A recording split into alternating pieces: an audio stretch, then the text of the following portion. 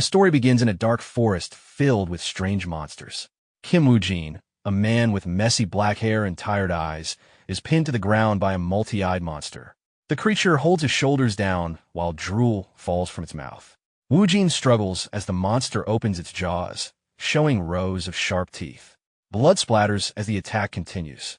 Woo-jin remembers the rule he has learned. If he dies here, he will wake up again. He suddenly wakes up in his bed, gasping for air and covered in sweat. He is back in his room. This has been happening for 12 years.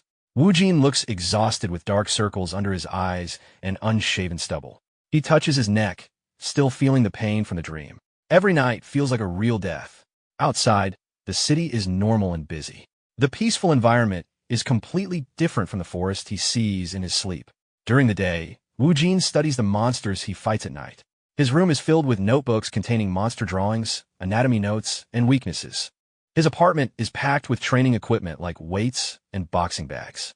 Everything he does during the day is preparation for the nightmare world. Even though he is extremely tired, he is afraid to sleep. Whenever he closes his eyes, he returns to that forest.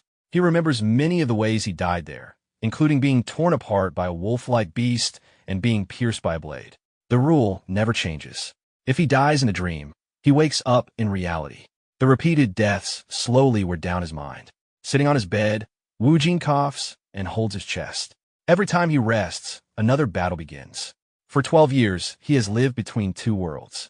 During that time, he trained constantly in the Nightmare Forest. He learned weapons, martial arts, and survival skills. In that world, he became sharp, focused, and deadly. He moves carefully and cuts down monsters with precise strikes. With enough training, he began dying less often. However, nothing changes in reality. Back in his room, Woo-jin holds his head in frustration. No matter how strong he becomes there, he always wakes up in the same weak body. At one point, he visits a psychiatrist. After listening to him, she suggests that he find a hobby or something he wants to do. Later, Woo-jin repeats her words to himself. Standing in his room and looking at the board filled with monster research, he realizes something. He is no longer afraid of the nightmare world. He simply wants to fall asleep and never wake up again. Kim Woo-jin looks completely drained. His messy hair and stubble show the toll of 12 years without proper rest. He only wants to sleep peacefully for one night. Suddenly, blood drips from his nose. A moment later, blood pours from his mouth and stains his hands. Woo-jin clutches his chest in shock as his body finally collapses under years of strain. His vision begins to blur and he loses consciousness.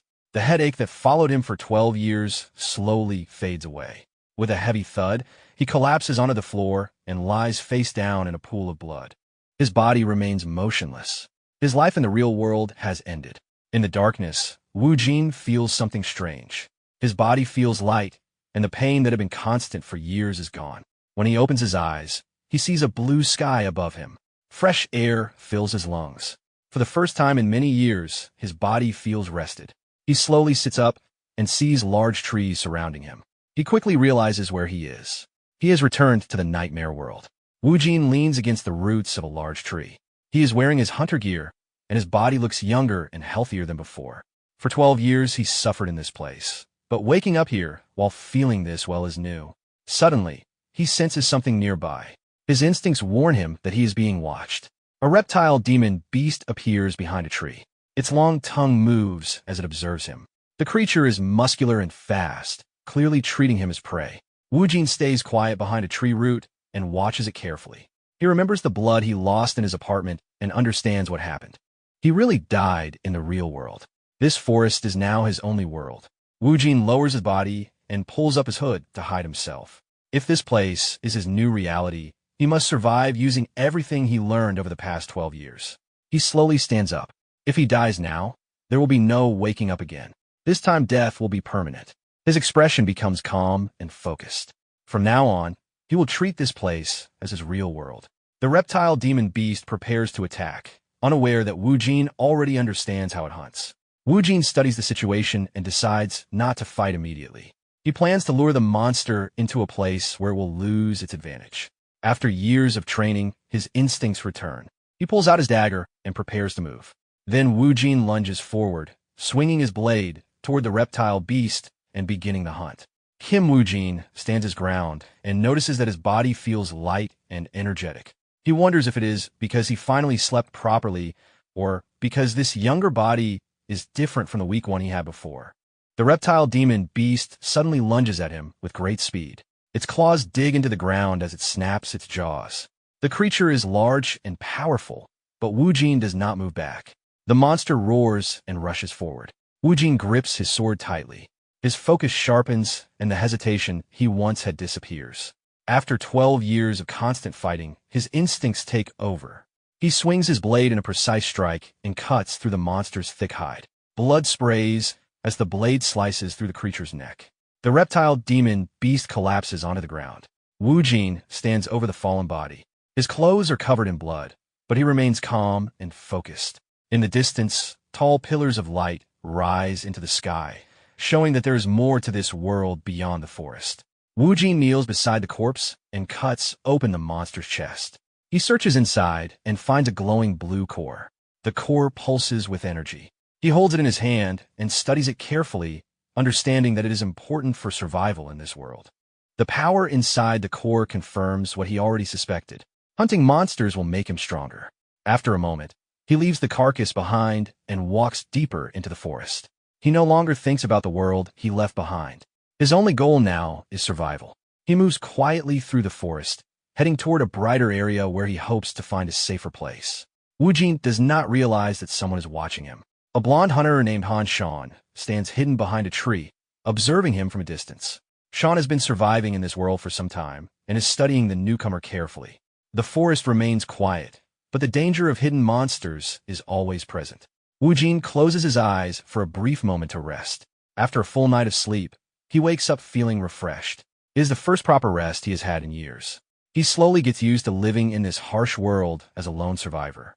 The forest appears quiet, but Kim Wu Jin does not lower his guard. It has been a month since he arrived in this world.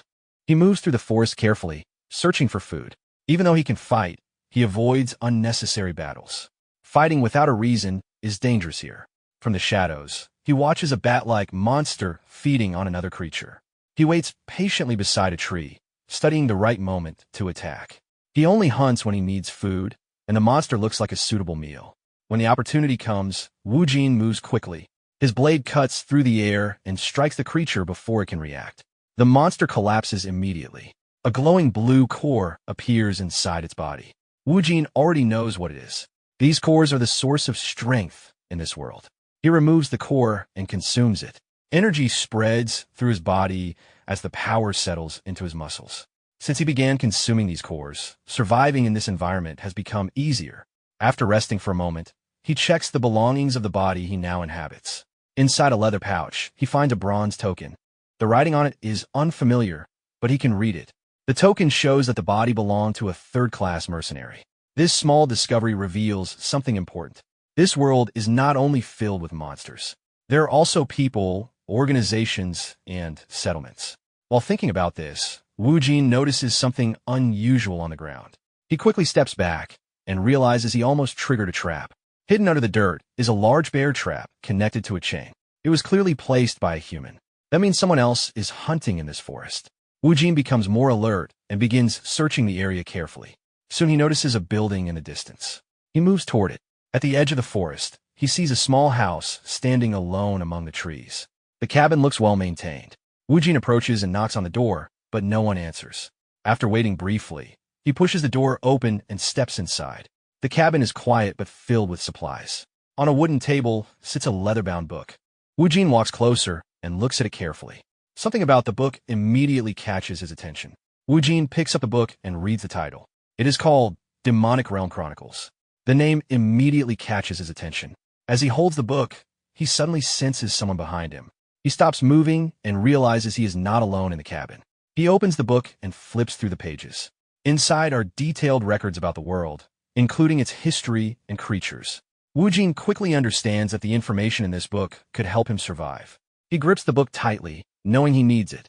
Just as he prepares to leave, a floorboard above him cracks. Someone drops down from the ceiling and points a crossbow at him.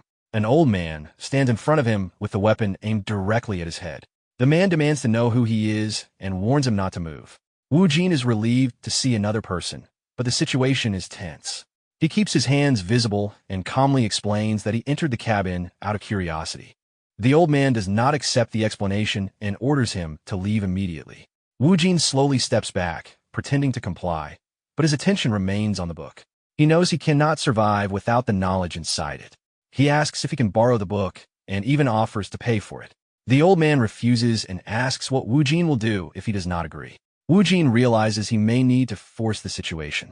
His hand moves toward the weapon at his waist. He draws his blade. The old man immediately raises the crossbow in response. Both of them stand still, watching each other closely. The small cabin becomes silent as they wait to see who will move first. After a moment, the old man lowers his weapon. He says that a real robber would not argue about books. He introduces himself as Hector. Jin quickly gives a false name and introduces himself as Kim Jin. He asks Hector to call him Jean. Hector finds the name unusual but does not question it. Jin worries that his lie might be obvious, but Hector does not press the matter. Hector explains that the book is important to him and cannot be taken away. However, he allows Jin to stay in the cabin and read it there. In return, Jin agrees to help with simple chores. Night falls outside the cabin. Inside, a pot of vegetable soup cooks over the fire as Jin begins staying in Hector's small house in the forest. Hector may seem rough and blunt, but he is not a bad person. He tells Jin to eat and regain his strength. For the first time in a long time, Jin eats a warm home-cooked meal. The simple soup comforts him, and he quietly enjoys it. The next morning, Hector prepares his gear and says he is heading into the forest. He explains that he is hunting a monster that killed his former comrades. Before leaving, he warns Jin that the hunt may take a long time. Jin watches him leave the cabin with a crossbow on his shoulder. Hector appears strong, but his serious expression shows that the monster he is chasing is dangerous. After Hector leaves, Jin picks up the Demonic Realm Chronicles and begins reading. The book describes the fall of the Northern Empire. According to the records, the emperor opened a mysterious gate in search of power. When the seal was broken, a red pillar of light appeared in the sky. Creatures from another realm began pouring out. Within 9 years, the northern lands were overrun by monsters and became known as the Demonic Realm. Humanity later formed the Order Alliance and built a massive barrier to stop the spread of the creatures. Jin finishes reading and thinks about what he learned. The book also explains that monsters grow stronger the deeper one travels into the realm. The information helps him understand the world he now lives in. Meanwhile, Hector is running through the forest while being chased by monsters. He moves quickly through the trees, trying to escape. Behind him, a pack of wolf-like beasts appears. Their bodies are twisted and their eyes glow red. Hector realizes he cannot outrun them. The lead wolf suddenly attacks. Hector barely avoids the strike and slides across the ground. He quickly raises his crossbow and fires 3 arrows in succession. The arrows fly toward the wolves, but the creatures react immediately. Instead of dodging, they catch the arrows with their claws and stop the attack. The wolves surround Hector from all sides, cutting off every escape. His arrows fail to stop them, and he realizes the situation is getting worse. Age is starting to slow him down. While preparing for the next attack, Hector notices a figure approaching from the direction of his cabin. He is surprised to see Jin standing there.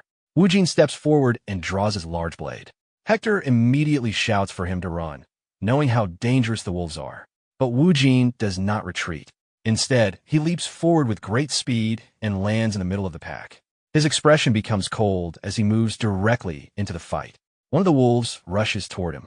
Jin swings his blade downward and cuts the creature in half. The wolf collapses instantly. The remaining wolves hesitate after seeing one of their own fall so quickly. Hector watches in shock as Jin stands calmly in the middle of the clearing. For a moment, the clearing becomes quiet. Jin stands still while blood drips from his blade. He asks Hector whether the monster he killed was considered strong. Hector looks at him in disbelief. The creature Jin killed is known to be extremely dangerous, and most hunters cannot defeat one alone. Jin listens but remains calm. He turns his attention toward the forest where the rest of the pack is gathering. More wolves appear from the trees. There are dozens of them. Jin estimates there are around 40. Even so, he does not appear worried. Instead of charging in blindly, he studies the pack and searches for their leader. He knows that if the second in command is eliminated, the pack's morale will collapse. After observing them carefully, he identifies the target. A large red wolf stands at the front of the group. Its presence keeps the other wolves from retreating. Jin watches it closely, planning to eliminate it first. As the pack prepares to attack, the red wolf suddenly lowers its head. A moment later, it turns around and runs. The rest of the wolves freeze for a moment. When their leader flees, their confidence disappears. One by one, they begin retreating as well. Soon the entire pack runs back into the forest. The fight ends without another strike. Wu Jin stands in the clearing and watches them leave. He makes no attempt to chase them.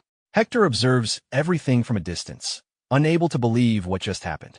The wolves that had surrounded him moments ago fled without fighting. He realizes Wu Jin forced the pack to break by targeting their morale rather than fighting them directly.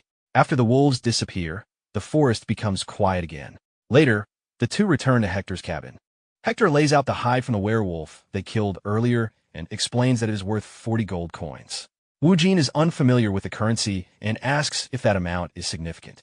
Hector explains that 40 gold coins is enough for someone to live comfortably for several years. Wu Jin looks at the hide again. To him, the monster was not particularly difficult to defeat, so he is surprised by its value. He begins to realize that hunting monsters could be a reliable way to earn money in this world. Hector then prepares supplies for him. He gives Wu Jin some jerky, silver coins, and a map that shows the route to Pioneer Village. He also tells him to visit a man named Jacob in the village. Jacob is known to buy monster materials. Wu Jin hesitates to accept the items, but Hector insists. The hide, he says, is payment for killing the monster that had taken the lives of his former comrades. After explaining this, Hector thanks Wu Jin for helping him settle that old score. He expresses his appreciation and hopes they may meet again in the future. Wu Jin and Hector shake hands, ending their short partnership. Wu Jin thanks him for the help and prepares to leave with the map and supplies Hector gave him. He bows once before leaving the cabin and follows the path on the map into the forest. Hector watches him disappear among the trees. While Wu Jin walks through the forest, a pair of eyes watches him from a distance. The red wolf from earlier, Mutt, stands on a rock and silently follows his movements. The wolf does not attack and simply keeps observing him. After some time, Wu Jin reaches the outskirts of Pioneer Village. The settlement is surrounded by large wooden walls built to keep monsters out. At the gate, armed guards stop him and question him before allowing him inside. Wu Jin walks through the muddy streets and notices that the town is full of armed mercenaries and rough-looking people. The atmosphere feels tense, and everyone watches strangers carefully. He remains cautious. In a place like this, people can be just as dangerous as monsters. Following Hector's directions, he finds a tavern where he is supposed to meet Jacob. Inside, the place is loud and crowded. Wu Jin walks through the room and goes directly to the bar. He places his pack on the counter and asks the bartender about Jacob. The bartender glances toward a man sitting nearby. The man approaches and introduces himself as Jacob. Wu Jin tells him that Hector sent him and mentions the werewolf hide. Jacob quickly becomes interested and begins examining the hide carefully. His reaction shows how valuable the item is. Wu Jin does not correct Jacob when he assumes Hector killed the monster. He simply waits for the payment. Wu Jin waits for his payment while Jacob examines the werewolf hide. The man is clearly impressed by its quality and keeps praising Hector, believing the old hunter was the one who killed the beast. In Jacob's mind, there is no way someone like Wu Jin could have hunted such a monster. As he studies the hide, Jacob begins planning to keep it without paying. Soon several large thugs step out from around the tavern and surround Wu Jin. It becomes clear that the situation was planned from the start. Jacob throws the hide over his shoulder and tells Wu Jin to leave if he values his life. He claims the hide is simply repayment for money Hector supposedly owed him. Wu Jin immediately understands that Jacob never intended to pay. For a moment, he considers killing him on the spot, but restrains himself. Jacob then throws beer in Wu Jin's face and tells him to leave. Wu Jin remains silent while the tavern grows quiet. The thugs move closer and draw their weapons. Instead of responding, Wu Jin calmly stands up and walks toward the door. Jacob laughs, believing the threat worked. However, just before reaching the exit, Wu Jin suddenly lifts a large cabinet and slams it against the door, blocking the way out. The loud crash echoes through the tavern. Wu Jin turns slightly and calmly tells Jacob that if he planned to rob someone, he should have done it properly instead of trying a cheap trick. Jacob becomes angry and orders his men to attack. The thugs rush forward together, swinging their weapons. One of them charges first. Wu Jin watches him approach without moving. Then, in a quick motion, he draws his blade. Wu Jin decides not to hold back. When the first thug attacks, Wu Jin easily parries the strike. The clash of weapons echoes in the room. The thug freezes in shock after realizing how fast Wu Jin reacted. Before he can respond, Wu Jin strikes back and cuts him down. Another thug swings a heavy axe toward Wu Jin's head. The axe crashes into the floor, but Wu Jin has already moved. He appears behind the attackers and prepares for the next move. There are too many enemies to fight slowly. Wu Jin decides to break their momentum. He grabs a heavy table and throws it forward. The table crashes into one of the attackers and knocks him down. Before the man can recover, Wu Jin strikes again and finishes him. The fight continues as Wu Jin moves quickly between the attackers. His blade cuts through the thugs one after another. The tavern soon becomes a wreck as the fight spreads across the room. Jacob watches the scene in panic as his men fall one after another. Wu Jin's movements are controlled and efficient after years of fighting monsters. Another thug attacks, but Wu Jin easily avoids the strike and counters with a powerful blow. The attacker collapses. Within moments, most of the thugs are already down. Wu Jin stands calmly among the fallen bodies. His clothes are stained with blood, but his expression remains unchanged. Seeing this, Jacob finally panics and orders the remaining men to run. The survivors rush toward the exit, abandoning the hide and escaping through the doors and windows. The tavern becomes quiet again. Outside, Jacob collapses on the ground while trying to catch his breath. He believes he has escaped. Then he looks up and sees something approaching. A massive red wolf has entered the village. The creature snarls as people begin to panic and run away. The wolf slowly walks toward Jacob. At the same time, Wu Jin steps out of the tavern and notices the animal. He recognizes the red fur and realizes it is the same wolf from the forest. Wu Jin immediately recognizes the red wolf. It is the same scout wolf from the forest that had been watching him earlier. The beast followed him all the way to the village. Seeing it again, Wu Jin prepares for another fight. He watches the wolf carefully, expecting it to attack. However, something unexpected happens. Instead of attacking, the wolf suddenly drops onto its back and begins wagging its tail. It whimpers and rolls on the ground, showing complete submission. Everyone nearby is confused, including the remaining thugs. The monster that had terrified people in the forest is now acting like a tame animal. Wu Jin watches silently while the wolf continues wagging its tail and looking up at him. After a moment, he begins to understand what might be happening. To test this idea, Wu Jin points toward the remaining thugs. The wolf immediately stops playing. Its posture changes and its eyes focus on the targets. Without hesitation, the beast rushes forward. The thugs have no chance to react. The wolf attacks them with overwhelming speed and strength. Within moments, the attackers are defeated. Blood stains the ground as the wolf finishes the last of them. Jacob is left alone. He looks up in terror as the massive wolf stands over him. Wu Jin calmly watches the scene while the wolf removes the final threat. Realizing he is the last one left, Jacob falls to the ground and begs for mercy. However, his thoughts reveal that he only plans to survive long enough to seek revenge later. Before he can say anything more, Wu Jin steps closer. He drives his sword into the ground directly in front of Jacob's face, stopping him in place. Wu Jin grips his weapon and looks down at Jacob with clear disgust. He can see through the man's begging immediately. The situation reminds him of people from his past life. For a moment, he remembers his old life in Korea. He once sat across from his factory manager, apologizing for things that were not even his fault. When he asked about his unpaid salary, the manager ignored his concerns and talked about the company's difficult situation. At that time, Wu Jin believed that working hard and being patient would eventually solve the problem. Weeks passed, then months, and he still did not receive his pay. One day, he returned to the office to ask again. Instead of addressing the issue, the manager was practicing golf in the office and treated Wu Jin with annoyance. The man accused him of being selfish for demanding his own wages and expected him to continue working quietly. Remembering this, Wu Jin realizes how often he allowed people to take advantage of him. Back in the present, he looks at Jacob and decides he will not repeat the same mistake. He turns away from the man. Seeing an opportunity, Jacob suddenly pulls out a hidden dagger and rushes toward Wu Jin from behind.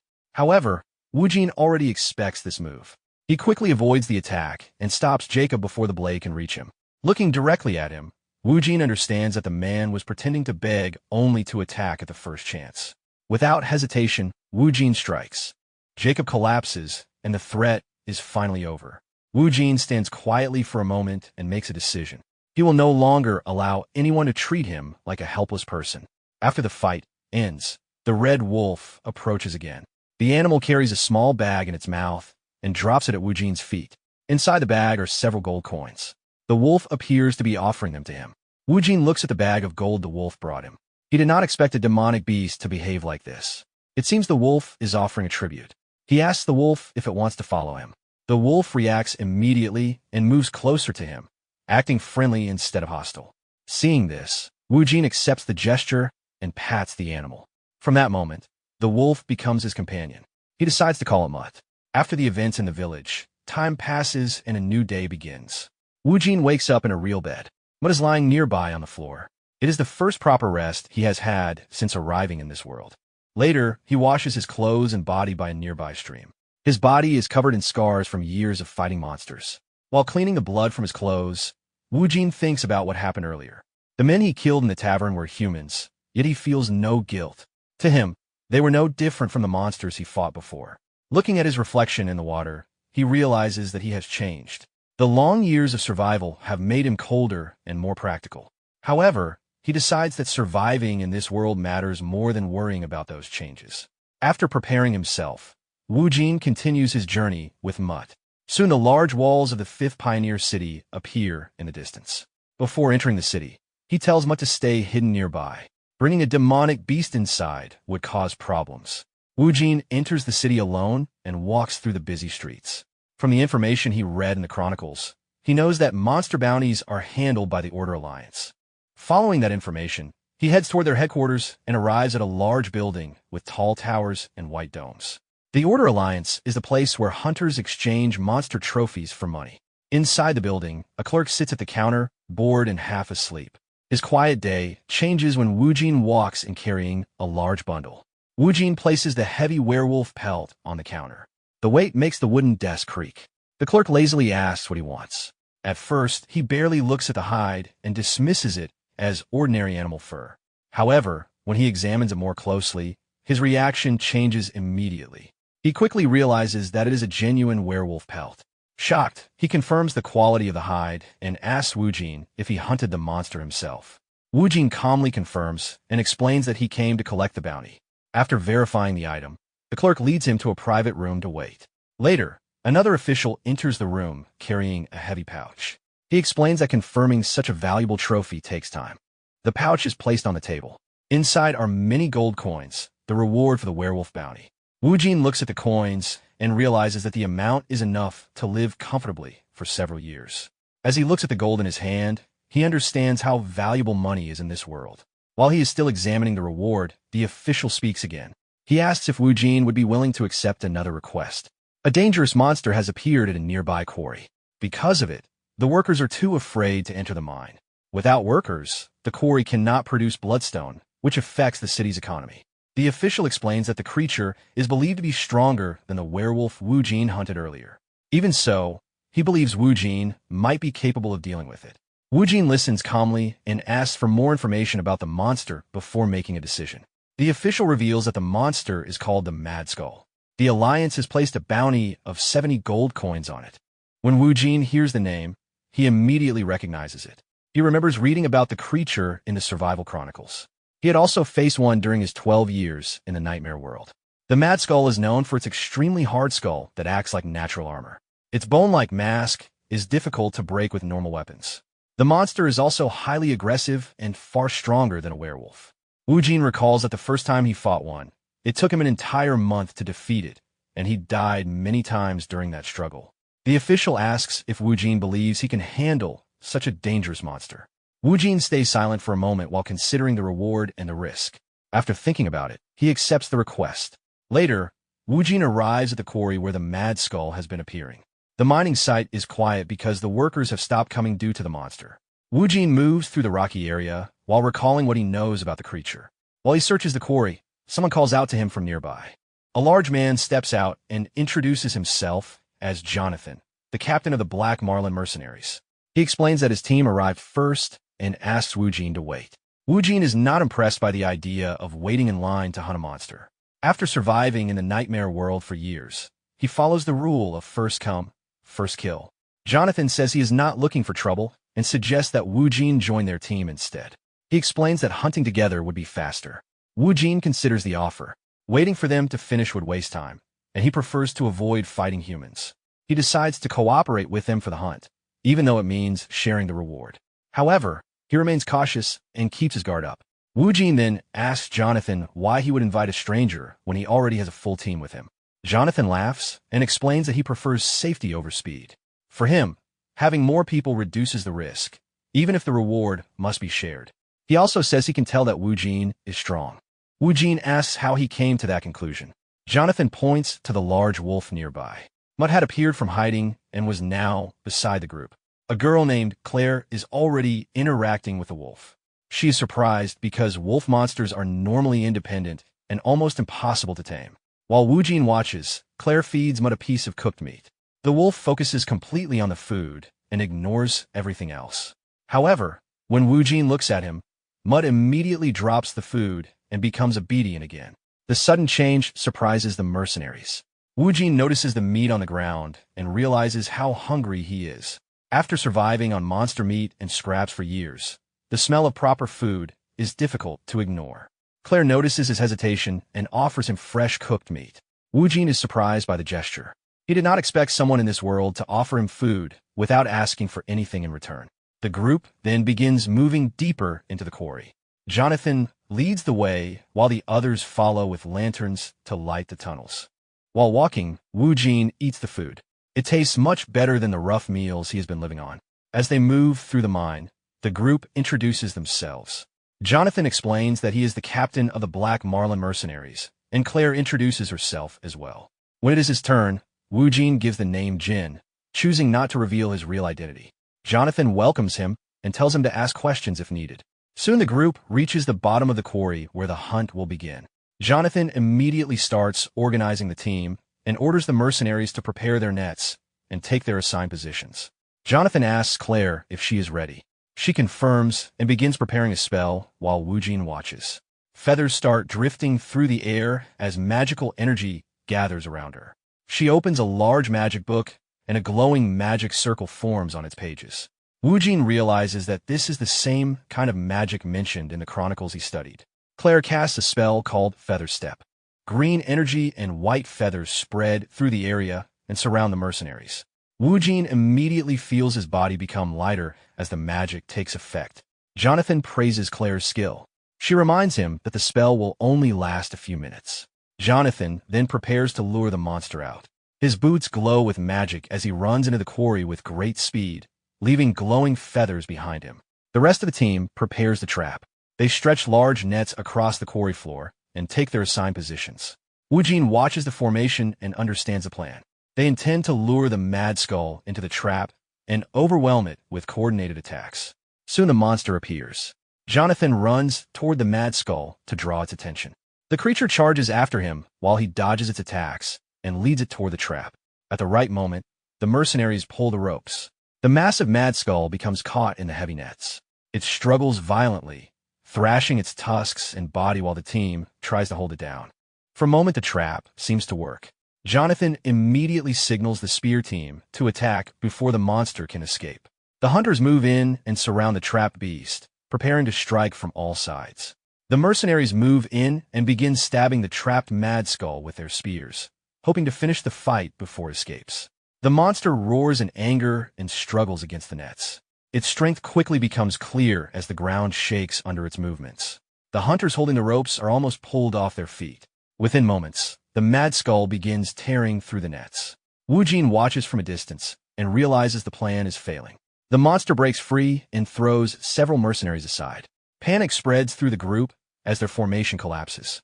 With the last of the nets destroyed, the Mad Skull turns toward the hunters and prepares to attack. It suddenly charges toward Claire. She freezes as the beast rushes toward her, unable to react in time. Before it reaches her, Wu Jin moves forward and places himself between Claire and the monster. He braces himself and grabs one of the creature's large tusks with both hands, stopping its charge. The Mad Skull growls as it tries to push forward, but Wu Jin holds his ground.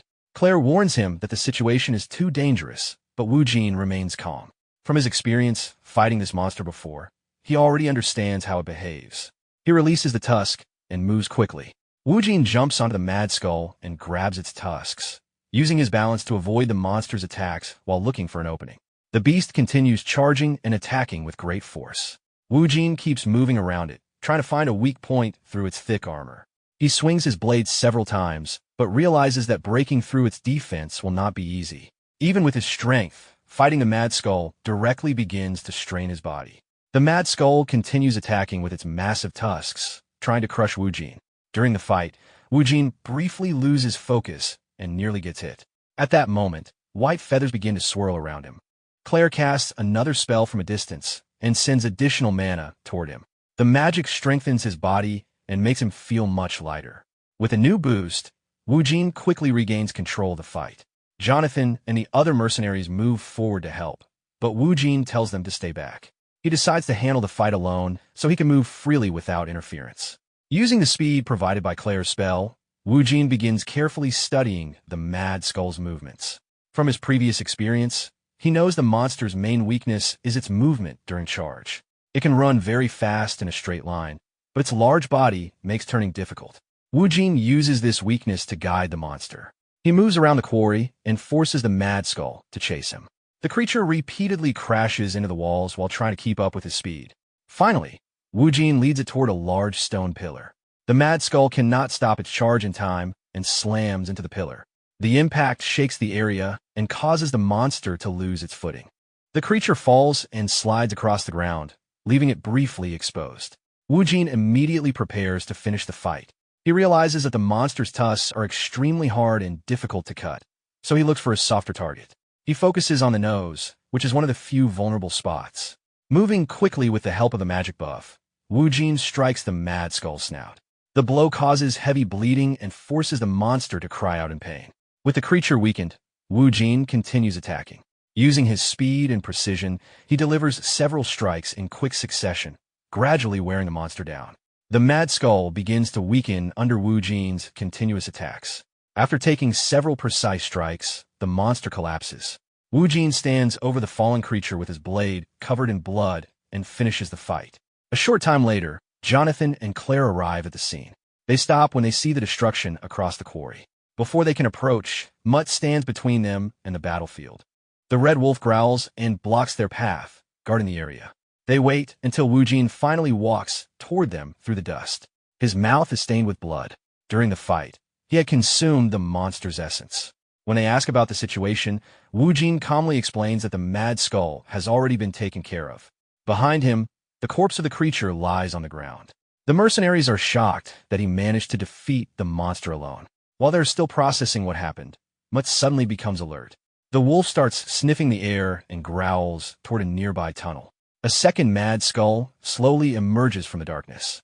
Jonathan prepares for another battle and tells the group to get ready. However, Claire stops everyone when she notices something unusual. The second Mad Skull is not alone. Two small piglets are walking beside it. The group realizes that the monster is a mother protecting its young. Wu Jin watches the situation quietly and does not attack. After a moment, the mother Mad Skull turns away with the piglets and disappears deeper into the ruins. The mercenaries watch as the monster family leaves without another fight. Jonathan and Claire are surprised that Wu Jin lets the mother Mad Skull leave with her piglets. Jonathan explains that the creature was likely only protecting its young. Claire shows some sympathy once the tension fades. Wu Jin says he is satisfied that the situation ended without another fight. Later, the group returns to the 5th Pioneer City at night. The city is active and well lit compared to the ruins they came from. They go to a tavern to celebrate the successful hunt. Inside, Jonathan congratulates everyone and announces that it is time to divide the reward. The mercenaries cheer and prepare to enjoy food and drinks. When the gold is placed on the table, Claire notices that the amount is larger than expected. Jonathan explains that he negotiated with the client and claimed that the team had faced 2 Mad Skulls and piglets. Because of the added danger, he demanded a larger payment. The total reward reaches 110 gold coins. The mercenaries approve of the captain's tactic and celebrate the result.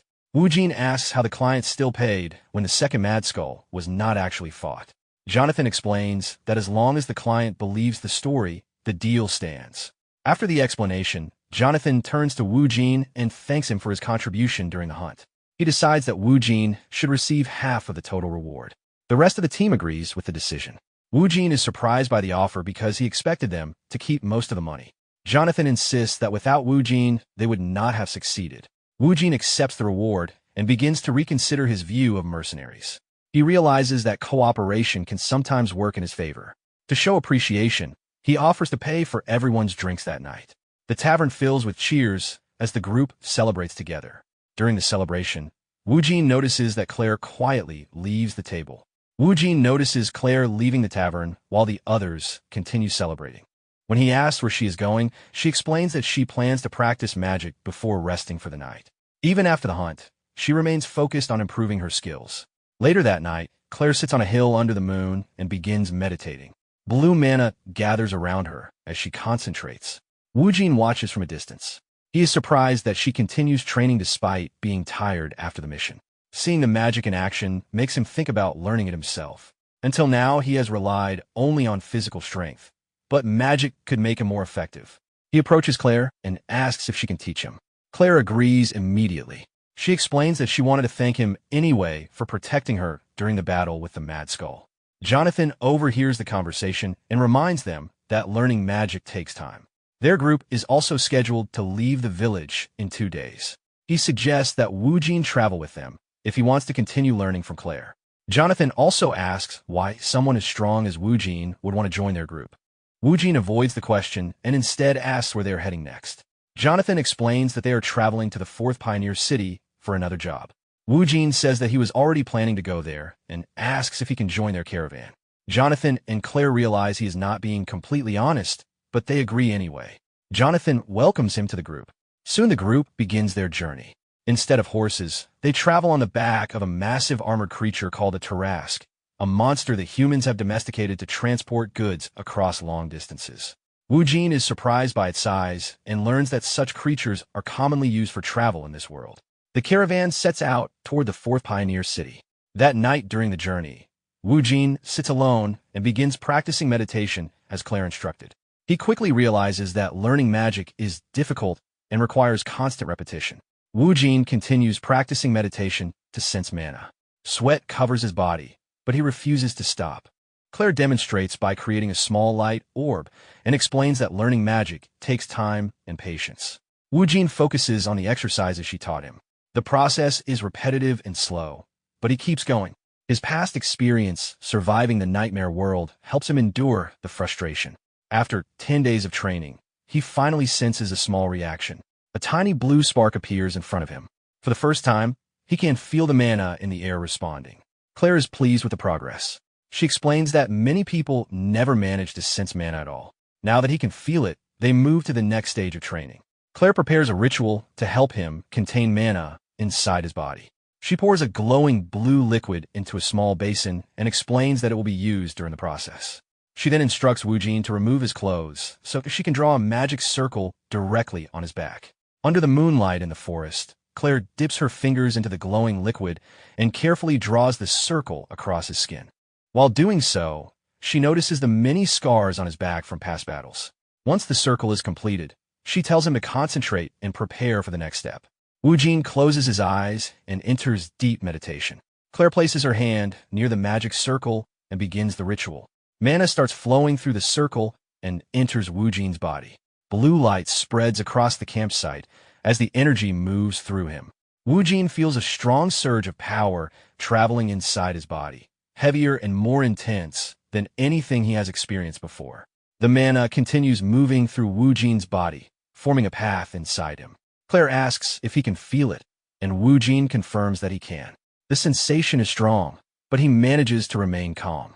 She explains that he has completed the first stage of magic training. According to her, learning magic involves 3 basic stages. The first stage is sensing mana. The second stage is containing that mana inside the body. The third stage is using the stored energy to cast spells. Since Wu Jin handled the infusion well, Claire decides to move directly to the second stage. She instructs him to guide the mana inside his body toward his heart so that it can be stored there. Wu Jin focuses on controlling the energy, but the process becomes difficult. The pressure from the mana continues to increase while he tries to keep it stable. The magic circle on his back glows brightly as the ritual continues. At that moment, Claire's consciousness is suddenly pulled into Wu Jin's mental space. Inside, she finds herself in a dark an unfamiliar place. A massive mantis-like creature stands there, covered in spikes and surrounded by an oppressive presence. Its many red eyes stare directly at her. The sight immediately overwhelms her. She realizes that the mental world inside Woojin is extremely abnormal.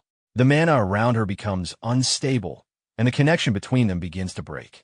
Back in the forest, the ritual loses control. Claire feels her own mana being drained rapidly. Before the situation becomes worse, Mutt suddenly appears from the shadows. The red wolf moves forward and uses its tail to pull Claire away from the ritual. Mutt stands beside her, its blue eyes glowing while it guards both her and Woojin. Claire watches the wolf in shock, realizing that the creature just prevented the ritual from completely overwhelming her. Mutt does not attack, but stands protectively between Claire and Woojin. His behavior makes it clear that he is guarding his master. Claire realizes that the wolf likely stepped in because the ritual had become dangerous. Woojin turns and notices that she has collapsed on the ground. He calmly asks if she is all right, unaware of what she experienced during the ritual. Claire struggles to respond. She had briefly seen Woojin's mental realm. Every person has a mental space that reflects their nature and experiences. Normally, it appears calm or neutral, but the place she saw inside Woojin was completely different.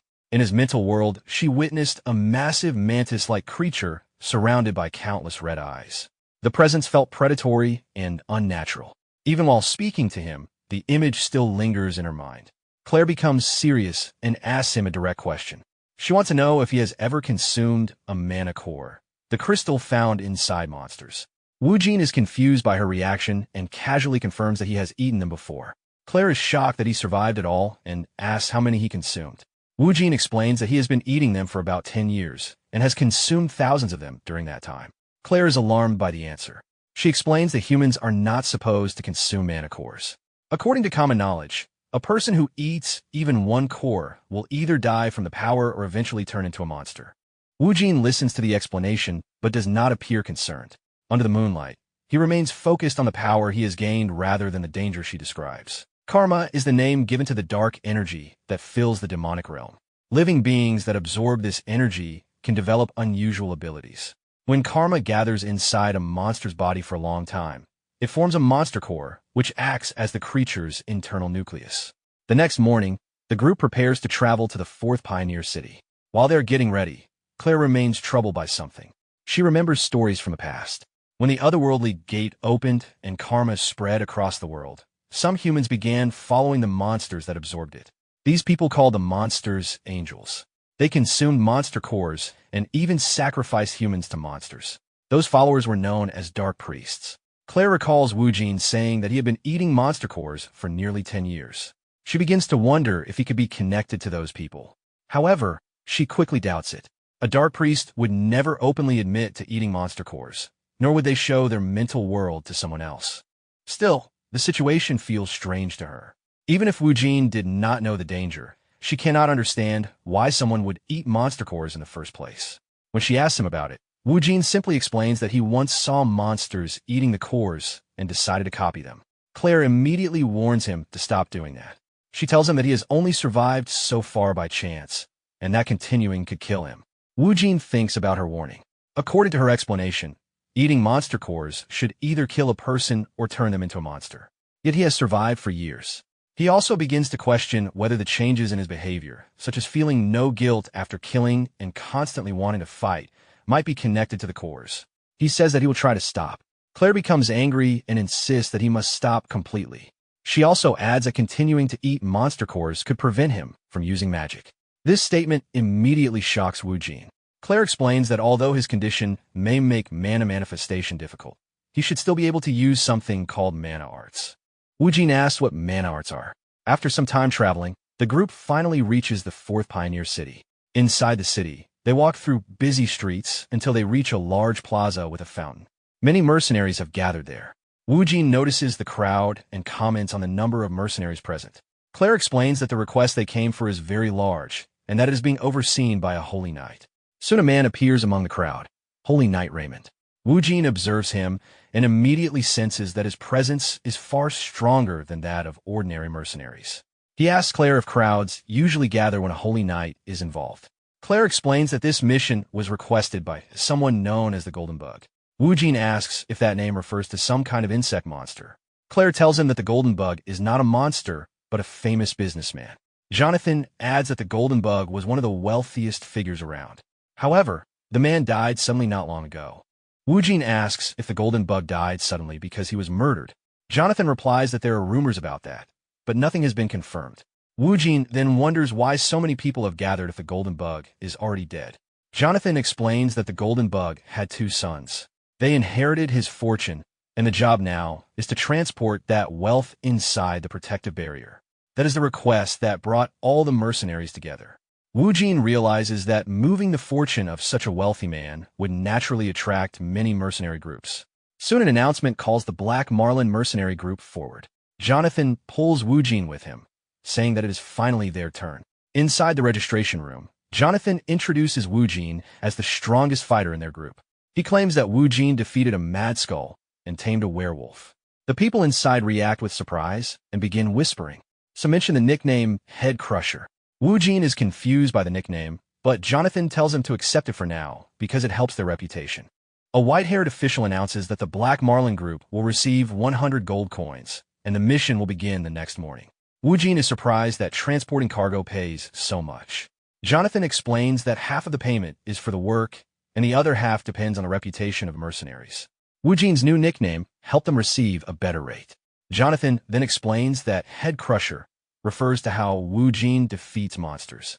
Wu Jin thinks the nickname is poorly chosen, but he also realizes that having a reputation could help him attract attention and eventually learn mana arts. Later that night, the scene shifts to the mercenary quarters. Inside, an arena fight is taking place while spectators watch and cheer. Wu Jin prepares to enter the arena. Claire asks if he is sure about participating.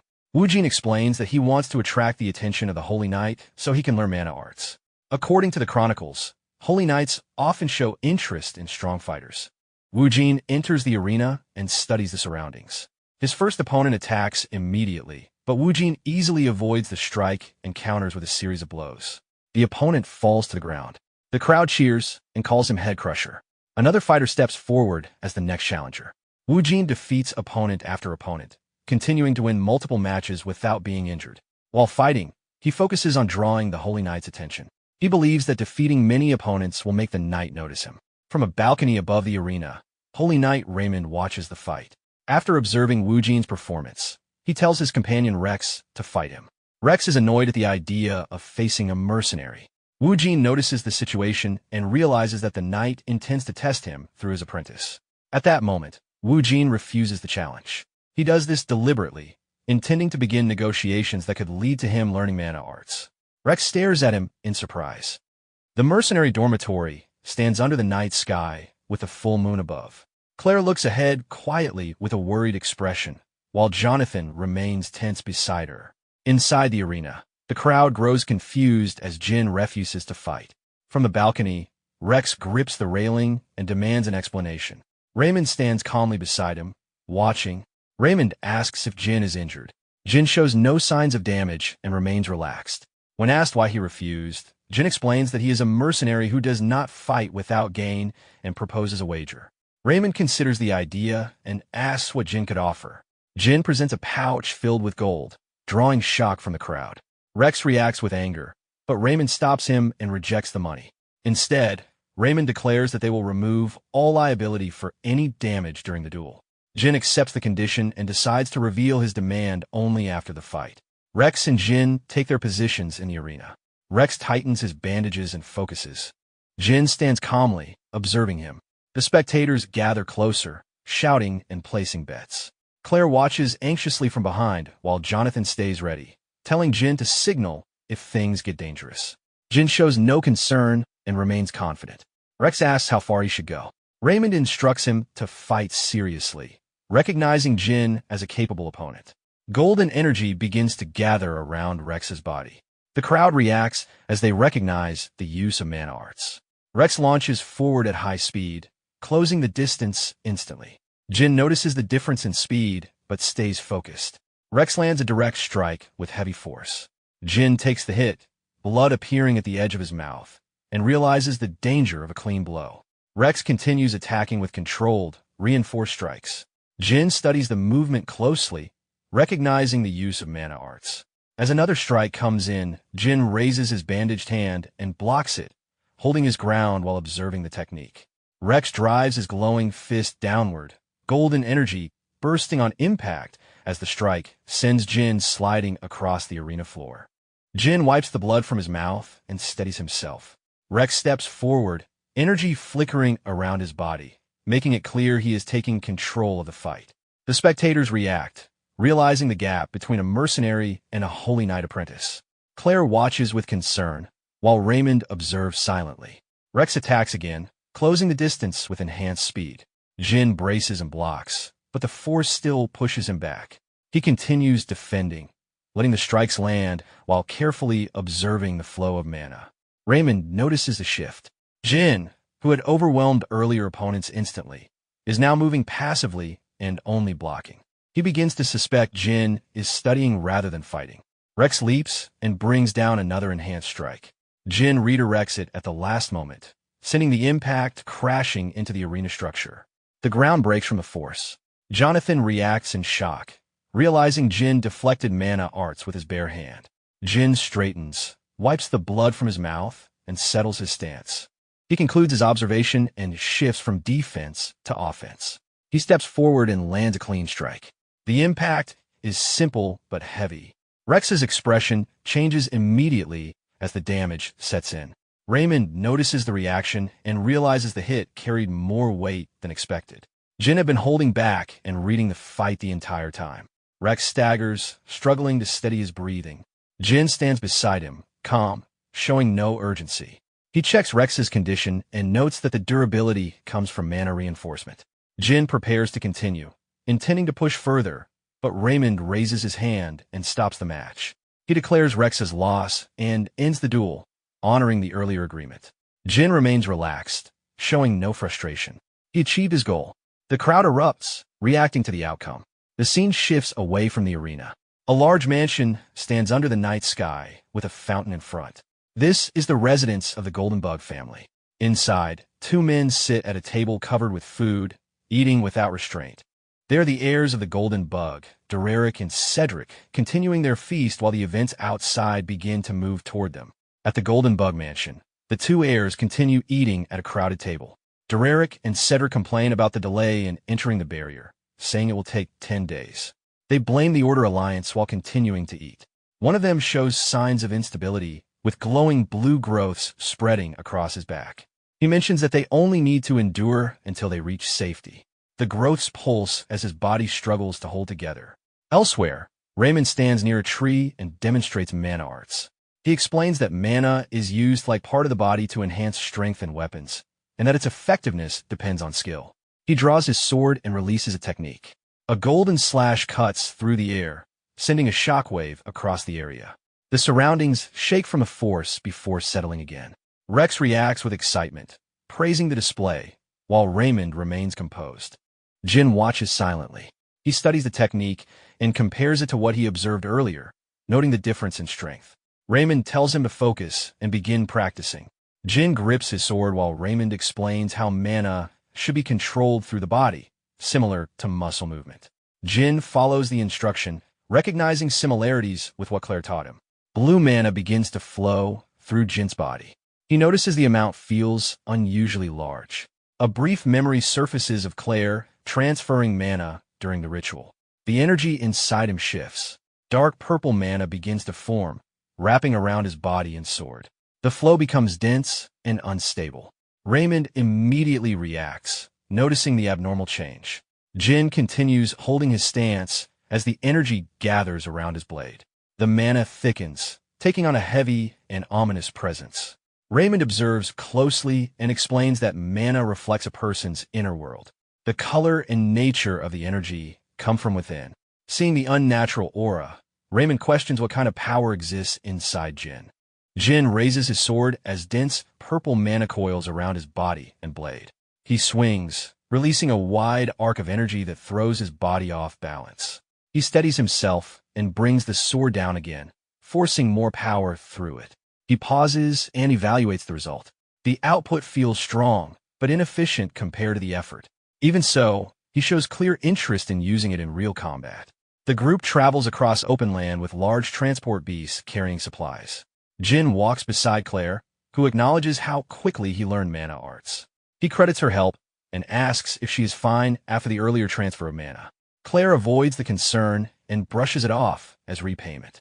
Jin reflects that the large amount of mana inside him played a major role in accelerating his progress. Rex approaches on horseback and comments on Jin's attitude. He warns him not to become complacent and reminds him to respect Raymond. Jin reacts casually, showing little concern. He even considers provoking Rex again out of boredom. Before anything escalates, Raymond intervenes and sends Rex ahead, keeping the situation under control. As the group continues moving, noise breaks out ahead. Supplies are scattered, and workers react to the disturbance. Some explain that the commotion comes from the Golden Bug heirs. Since the death of Golden Bug Wolf, Dereric and Cedric have been unstable, constantly eating and reacting aggressively when delayed. Raymond advises ignoring them, stating it is not worth getting involved. Jin watches the situation from a distance. The behavior does not look normal to him. He suspects something beyond simple stress and begins to feel that something is wrong. Jin watches the situation closely as the condition of the Golden Bug heirs worsens. One of them begins to lose control, his body reacting violently. The more he consumes, the stronger the presence around him feels. His body starts to distort, as if something inside is about to break out. Jin senses the change immediately. His expression turns serious as the pressure in the air shifts. Without warning, a massive Tarrasque erupts upward, throwing debris into the air. The creature begins rampaging, shaking the entire area. Workers panic as they realize the beast carrying the clients has gone out of control. Raymond reacts instantly and calls for Rex. Both prepare to intervene, prioritizing the safety of the clients. As they move in, the situation escalates further. Dark spikes suddenly burst out from inside the Tarrasque's body. Something tears its way out from within, destroying everything around it. A grotesque mass of tentacles emerges, forming a twisted creature with a circular, tooth-filled mouth. The sound it produces is unnatural. Claire identifies it as an abomination, something created when a human is consumed by the demonic realm's karma. Jin understands immediately. The transformation confirms what he suspected. Raymond attacks first. He launches into the air and delivers a full-powered strike, splitting the creature in half with a golden slash. The body separates, but the threat does not end. Rex follows up with another attack, cutting through the remains and scattering them. For a moment, it appears finished. Then the creature regenerates. Its body reforms instantly, rising again behind Rex before he can react. Raymond shouts a warning, but it is too late. The abomination closes in and swallows Rex in a single motion. Jin freezes for a brief moment, taking in what just happened. Claire and the others are left stunned. Raymond moves immediately, charging forward with his weapon ready, focusing entirely on saving Rex from inside the creature. Raymond tightens his grip and releases another sacred fire slash, cutting through the abomination's body again. Flesh splits and blood sprays, but the creature keeps moving. He lands on its surface and calls out, trying to reach Rex inside. Dark tendrils rise and strike toward him. Before they hit, Jin steps in, grabs Raymond, and pulls him out of range. The tendrils are cut apart as they retreat. Jin lands and sets Raymond down, but the knight is already injured. Behind them, panic spreads as people realize the Holy Knight has fallen. The abomination stands upright again. Its body swells and shifts, tendrils moving in every direction. Its mouth opens wide, teeth exposed, red eyes fixed forward. Jin watches it carefully. The thought crosses his mind that continued use of monster cores could lead to the same outcome. He sets that aside and focuses on the fight. The creature attacks. Jin moves forward instead of retreating. Tendrils lash toward him, but he cuts through them while advancing. The monster's body breaks apart and reforms continuously, making direct damage ineffective. He adjusts his approach, conserving energy and watching for a weakness. The fight turns into a test of endurance. A heavy tendril strike crashes into his blade. He blocks and pushes back, but the pressure keeps increasing. Support arrives. Jonathan throws a spear from a distance. It hits with force and clears space by tearing through several tendrils. At the same time, Claire steps forward, activating her magic. A spell forms above her hand as light gathers, reinforcing the fighters. Other mercenaries move in, their movements enhanced, ready to join the fight. Jin glances back briefly, confirming support has arrived, then returns his focus to the abomination as the group prepares to fight together. A mercenary raises his spear and calls out that the creature's regeneration is slowing under Claire's magic. Others follow up, coordinating to keep severed flesh from reattaching. Jin notices the shift and shows a brief, approving smile. The group is holding their ground. Black fluid begins to fall from above. The abomination's body swells and twists, and its energy changes. New faces push out from its shoulders, distorted, human-like forms. Someone identifies them as the golden bug heirs, fused into the creature. The monster reacts violently. Tendrils shoot out in every direction, striking the ground and forcing the fighters back. Flesh stretches and reforms at the ends of the tendrils as it pulls scattered pieces back into itself. Jin moves in any way. He cuts through the mass with repeated strikes, but the creature continues to regenerate. One of the embedded faces distorts and roars as the surrounding flesh shifts again. Jonathan calls out, checking on him. Jin confirms he is fine, but warns that the creature has become stronger. The group reassesses. Jin states that they need to keep cutting until only the core remains, though the main issue is the regeneration speed. Jonathan responds that they have already adapted to its attack patterns and can keep up. Jin accepts that and steps forward again, activating his mana arts. Purple energy gathers along his blade as he commits to the attack. He charges the creature and cuts through multiple tendrils in a single sweep. He follows with another strike, carving deep into its body. Blood sprays as the abomination reacts, but the team continues pressing, focusing on preventing regeneration while Jin leads the assault. Rapid strikes tear through the abomination's body as Jin keeps cutting without pause. Flesh splits apart and a glowing blue core is finally exposed beneath the mass. He steps in and brings his blade down. The core is cleaved in a single motion, purple energy splitting it apart. Blood bursts outward and the creature collapses. The battlefield falls quiet. Jonathan lowers his spear, breathing heavily. Nearby fighters begin cheering, realizing the abomination is gone. Claire stands beside the injured Raymond, watching the aftermath. Fragments of the shattered core scatter across the ground, their glow fading. The group celebrates, convinced the fight is over. Jin remains silent. His attention shifts to a small fragment still pulsing faintly on the ground. He picks it up and studies it. At a distance, a red-haired woman watches from behind a tree. She observes the group calmly, noting the outcome and the state of the golden bug heirs. Her focus settles on Jin as he walks away with the core. Later, at a quiet campsite, Jin sits alone. He holds the glowing core in his hand and examines it for a moment before biting into it. The moment he consumes it, something changes. A vision forms. Jin finds himself inside someone else's memory. A man is restrained on a stone slab, struggling in fear. The red-haired woman stands beside him, speaking coldly while holding a vial filled with glowing liquid. She forces the substance into the man's eye. His body reacts immediately. Dark veins spread, and tendrils begin to form as he screams. Jin watches the scene unfold. Realizing this is how the transformation began. The vision ends abruptly. Back in reality, Jin recoils and spits, his body reacting to what he just experienced. Jin rushes into the forest clearing, struggling to steady himself. He collapses and spits out the aftereffects of consuming the core. His body reacts violently, confirming that monster cores carry heavy side effects, including fragments of memory. He regains his footing and thinks through what he saw. The memory clearly belonged to one of the golden bug heirs. The transformation into an abomination was not natural. It was triggered by a substance forced into the eye. The image of the glowing liquid and the red-haired woman becomes clear in his mind. Jin concludes that the liquid was likely condensed karma. That leads him to a single possibility, a dark priest. Claire approaches and urges him to leave. She notices his condition and questions him. Jin hesitates, considering whether to explain what he experienced, but decides against it. He dismisses it and keeps moving, choosing to keep the information to himself for now. From a distance, the red-haired woman watches them again, hidden behind the trees. She studies Jin with interest, noting his behavior and the fact that he consumes monster cores.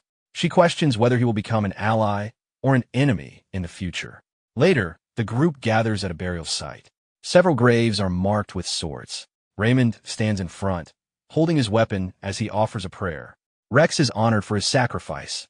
Claire prays quietly while the others stand in silence. Jin watches without speaking. He only fought Rex once, but recognizes his resolve. The moment is interrupted. Raymond looks up suddenly. On a nearby rock stands a red wolf, its blue eyes glowing. The presence is unusual enough that Raymond kneels and offers thanks to the god of harmony, treating the appearance as a sign. Jin looks at him, confused by the reaction. The wolf simply yawns, showing no hostility, as the scene settles into silence. Raymond keeps his head bowed, treating the appearance of the red wolf as a divine sign. To him, it is no ordinary beast. It is a sacred companion of the god of harmony.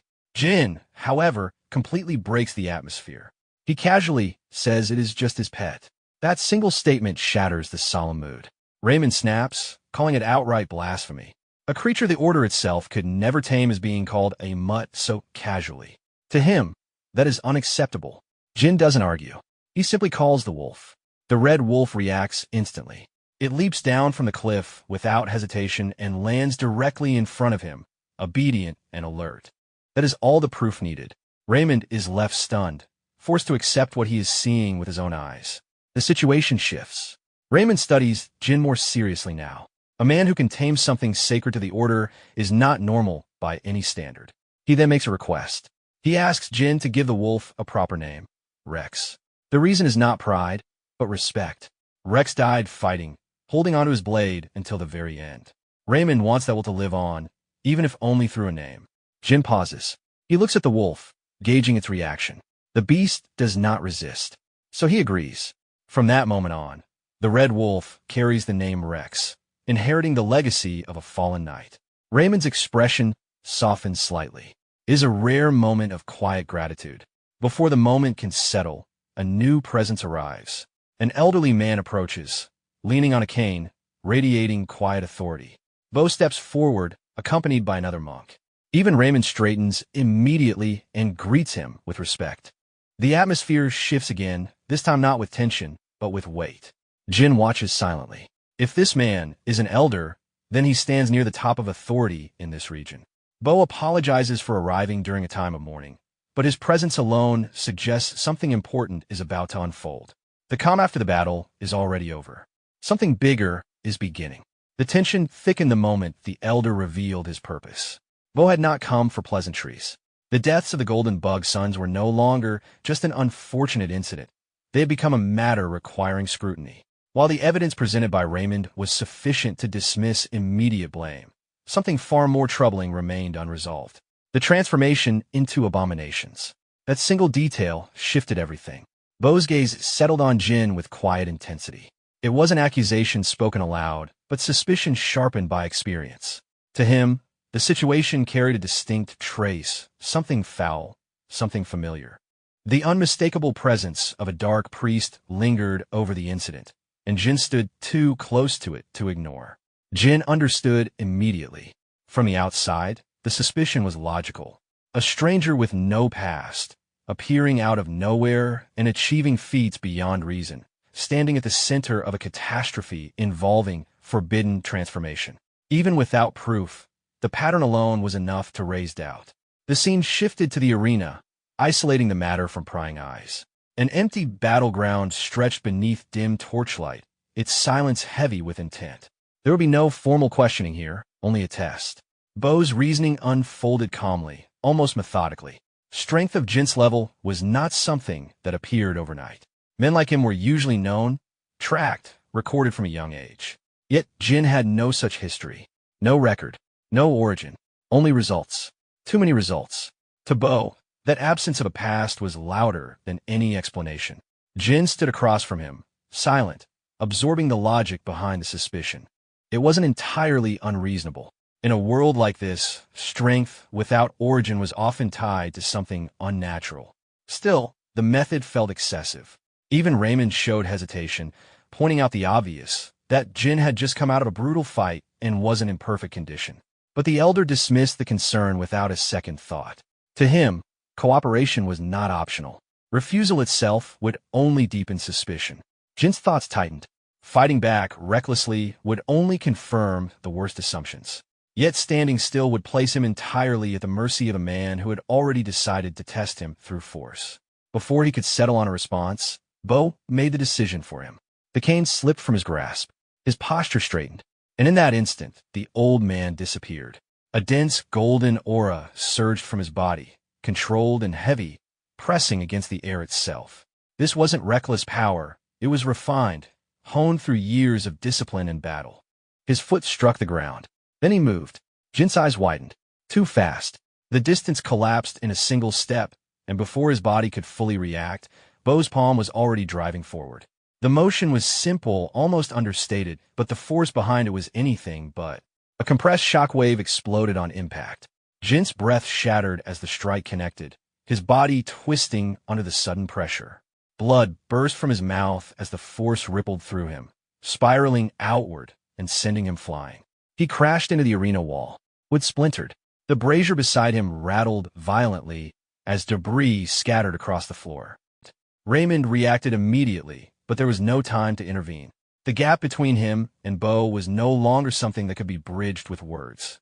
Jin forced himself upright through the dust, one hand pressed against his mouth as blood stained his fingers. Bo didn't pause. Wrapped in a dense golden aura, he moved again, each step controlled yet overwhelming. His attacks carried not just force, but intent, precision that left no room for error. Every strike landed where it would hurt the most, exploiting openings before they even fully formed. Jin barely managed to react. A blow struck deep into his torso, forcing the air out of his lungs. Another followed, pressing him further back. Yet in the middle of the exchange, something shifted. He noticed it. The pain didn't linger the way it should have. His eyes widened slightly as he steadied himself, his grip tightening around his weapon. Injuries that should have crippled him, wounds that should have slowed him down, were already fading. Healing. Fast. Too fast. The realization struck harder than any blow. The battle with the abomination, the damage he had taken, the exhaustion that should have followed, it was all gone. Even the injuries from just moments ago were already closing, as if his body refused to remain broken. A faint grin crept across his face. The answer was obvious. The core he had consumed hadn't just given him strength. It had given him regeneration. The fight changed. Jin stepped forward instead of retreating, his movements sharper, more confident. His blade cut through the air, aiming for an opening, but Bo deflected it effortlessly, his expression calm beneath the veil of power surrounding him. To the elder, this only confirmed something. This wasn't the condition of a man fresh from battle. This was something else entirely. Still, he restrained himself. The purpose of this encounter was not to destroy, but to understand. With one final controlled strike, he drove his palm into Jin's chest and forced distance between them. The clash ended as suddenly as it began. Then the atmosphere shifted again. Bo raised his hand toward his blindfold. The golden aura around him deepened, becoming quieter, heavier. The air itself seemed to still as a faint circular glow began to form, centered around him like a silent, watchful presence. This was no longer a test of strength. It was something deeper. The mind's eye. The world around them dissolved. For a brief moment, everything fell away. Darkness spread, swallowing the arena, replacing it with something far more unsettling. Jin's inner world. It was not calm. It was not stable. It was a nightmare. A vast void filled with grotesque shapes, shadowy forms shifting in the distance. Countless eyes opening and closing in the dark, watching, waiting. A presence loomed beyond form. Something ancient and predatory. Something that did not belong to any normal human soul. Even Bo, who had cast aside his physical sight to perceive deeper truths, faltered. For the first time, his composure cracked. This was not simply unpleasant. It was terrifying, and yet it was intact, not broken, not consumed. Jin's mind had not collapsed into madness. It had endured. That single fact answered everything. The vision shattered. Reality returned. Bo staggered slightly, his breath heavier than before, a thin layer of sweat forming across his face. The golden aura around him faded as he steadied himself. When he looked at Jin again, the suspicion was gone. In its place was certainty. Jin was not a dark priest. Whatever he was, it was something else entirely. The elder brought his palms together in quiet acknowledgement. For the first time, he offered an apology. The test had been necessary. And now, with the truth confirmed, The reason for it could finally be revealed. This was never just about suspicion. It was about selection. At that moment, a presence emerged at the doorway. A pink-haired girl stepped out of the house and revealed that she had come to entrust him with a request concerning the Dark Priests. The protagonist turned toward her, his gaze sharpening as he silently questioned her identity. Closing the distance between them, she carried herself with quiet confidence and introduced herself as Cindy, the youngest daughter of the Golden Bug family. The scene shifted to a forest, where Jin moved quietly through the trees alongside Bao and Cindy. As they advanced, Cindy explained that this was not the first appearance of fiends. Recently, around the third pioneer city, more people had been turning into fiends, and even the surrounding forests were being corrupted into demon realms. Jin considered her words, trying to grasp what she meant by contamination, but before he could dwell on it, Cindy stopped and indicated that they had arrived. Following her gaze, Jin saw a massive creature ahead, its core glowing with a deep violet light. Church soldiers surrounded it, attempting to control the situation. Nearby, several high-ranking clergy knelt in prayer, while others in protective masks continuously sprayed holy water onto the core. Watching the scene unfold, Jin understood that it was a rift core, an object that gradually spread the demon realm, corrupting everything around it. Cleansing something like that was clearly no simple task. He then recalled a key limitation, noting that karma's power weakened the farther one moved from the Northern Empire. Cindy confirmed this, which made the current situation even more unusual. It suggested that someone was actively interfering behind the scenes. Jin immediately connected it to the Dark Priests. Cindy went on to explain that if fiends and rift cores continued to increase at this rate, the third pioneer city, built with great effort, would soon face a serious crisis, possibly even total collapse. Bao added that they had been carefully tracking the Dark Priests and had finally identified a suspected hideout. A purge operation was planned in 2 weeks, and they wanted Jin to join, offering the highest level of payment. Jin realized this was the request they had mentioned. Looking at the two of them, Elder Bao of the Third Pioneer City and Cindy, the last heir of the Golden Bug family, he understood the weight behind the offer. Being approached by figures like them meant his abilities were finally being recognized. The scene then shifted again. Jin now traveled with a group of mercenaries, moving alongside their cavalry. Claire approached him, her concern evident as she reflected on how dangerous things could have been if he had been mistaken for a dark priest. The thought briefly led Jin to imagine such a grim outcome.